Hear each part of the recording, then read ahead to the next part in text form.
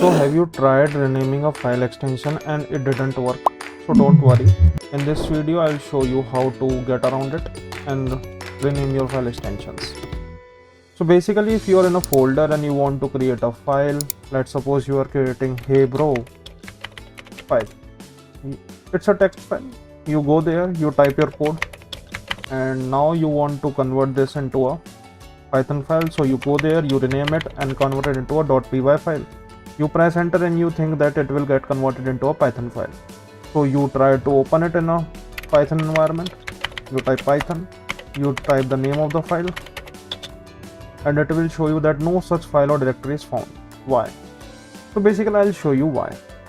If you come here and you right click on any of this, and if you click on type, so when you enable type, it will show you the type of file in this folder.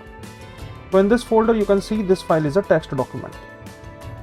Now I want you to enable one more setting. You have to go to view, show, and check on file name extension.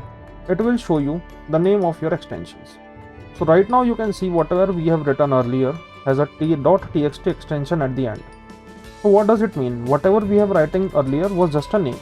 Now if we go to this name and we try to rename it, and if we remove .txt from the end, and at the end if we leave .py and press enter, then there will be a prompt. If you change a file name extension, the file might become unusable. Are you sure you want to change it? And if we press yes, then it will get converted into a Python file. How will get to know this? And if you go to type, then there is Python source file. So now it is successfully gets converted into a Python file.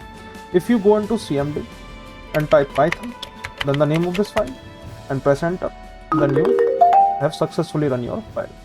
So I hope this will solve your problem. And if you want to know something else, you can type in the comment section. If you have any queries, then you can type in the comment section.